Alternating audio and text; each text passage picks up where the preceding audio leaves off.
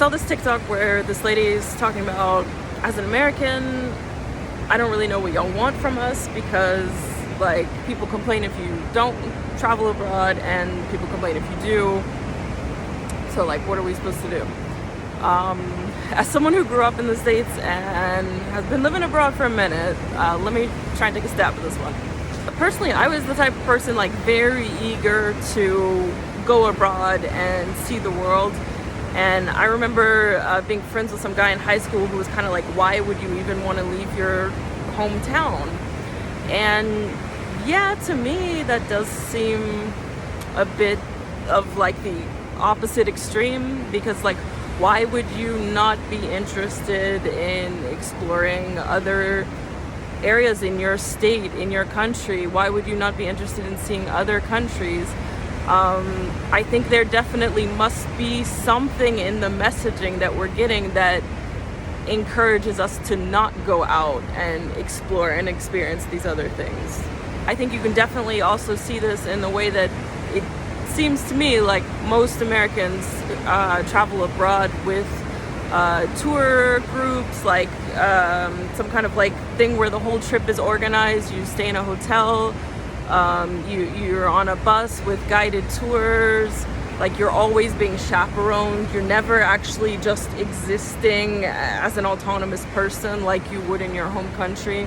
You're never having just like natural interactions with locals. You're always with this group of people who are probably from your area, speaking how you speak at home, acting how you act at home, interacting with the same people from back home, and just kind of like peeking in from a distance. Like I've definitely seen stuff where they will describe that, like, yeah, if you travel abroad with us, don't worry, you'll never be left alone while you're abroad. We will make sure we're with you every step of the way. And that to me feels like a bit much. So honestly, like, I really got a question, like, what is it that makes so many Americans feel that that's even necessary? Like, is it just marketing? So then she says people complain that Americans are too happy or too smiley, but like, we know that that's superficial. Like, we're not even lying to ourselves about that. Come on. Like, there's certain cultures where you can, the norm, the standard is to just walk past people, not make eye contact, not acknowledge them, not greet them.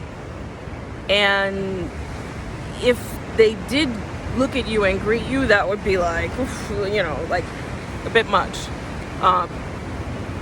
And then there's cultures where the norm is that you're gonna greet someone, you're gonna say like, hi, miss or mister, like to even like acknowledge that you really looked at the individual person. And if somebody walks past and they say nothing, then they feel really cold to you, and that feels offensive. So much of this depends on the perspective of where you're coming from. But on this spectrum here, I think it's safe to say Americans are like, as with, some other things, just way beyond everybody else. I knew this guy once. He wasn't American, but every time somebody was talking, he would just go like, and that kind of freaked me out a little, like, to be honest, so I can imagine someone from like a more like introverted society, how they would feel coming across an American. It's a bit of a shock, like me, even when I go to visit, and like the person working in the grocery store goes like, hey, how are you? Like, I'm startled, I'm disoriented, because it depends what you're used to. Okay, so then she mentions people complain about a lot of Americans not having passports. Okay, so first of all, a lot of Europeans don't have passports either because they live in the EU, and they also feel like they don't really have a reason to leave, or not often enough to be worth it. and they can go to neighboring countries with just an ID card, same as people in the States. So I think the real issue is just that the percentage is so high of Americans who like have never had a passport. But we got to keep in mind that American passports are significantly more expensive. They're a lot more difficult to get. The waiting time is a lot longer. The vetting process is a lot more, like, they want to know everything about, like, everywhere you've lived or gone to school, and you know, it's not easy. And if anything, a big part of that point is how many people are unable to travel abroad because, like, they don't have expendable income, they don't have the time off, you know, like they lacking what they need in other areas to be able to travel more, but they have a desire to, you know. And like I said, I think it's problematic when you're the type of person who doesn't want to leave your hometown at all. But there's lots of Americans who will travel, like, all over the 50 states, so they cover a lot of ground, you know, maybe even more than the average European. But I think the big thing people are thinking about when they mention this is that European countries are individual countries with a lot of different languages. Like, not to say that the US isn't linguistically diverse, but on the whole, most people are speaking English, and we have a very similar kind of vibe in most towns where, like, you could see any football TV show and most people could relate to it and say, like, yeah, that reminds me of my high school. We have a very kind of, like, cookie cutter type of layout that you see, you know, like, very widespread. And I think that's, like, an intentional part of, like, making us kind of feel unified and have this, like, shared national identity. And in Europe, it's like you cross the border, you've got, like, a different official language, and I think being immersed in an area that predominantly speaks a different language is a very powerful experience that people should have the opportunity to have. And I feel like that's what people are getting at when they bring this up. It's like they're trying to say, like, yeah, but, like, as a European, I could go on a school field trip to another country and hear another language, and, you know, when I was in school, if we went to a field trip to another state, it's not like you could really feel the difference so much, you know?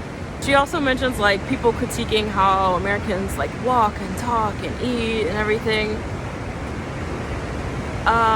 Okay, so I guess I always felt like it's more of a punching up situation. Like, if you really take the global dynamics into consideration, them saying that does nothing to hurt me.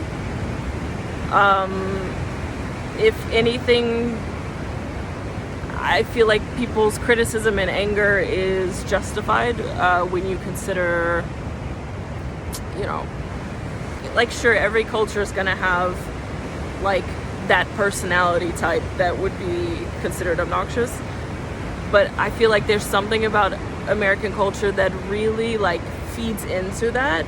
And if you think about it, this whole, like, we're number one idea, or participation trophies, or the gutter bumpers, or whatever it is, I feel like there's, I mean, there was even, I saw this clip not too long ago where Biden was like, you know, we're the United States of America, of course we could go to war on multiple fronts. Like, that one piece of war advice I remember you should never do.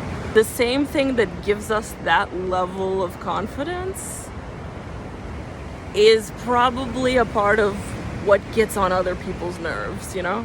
Like, it's just something that makes you want to, like,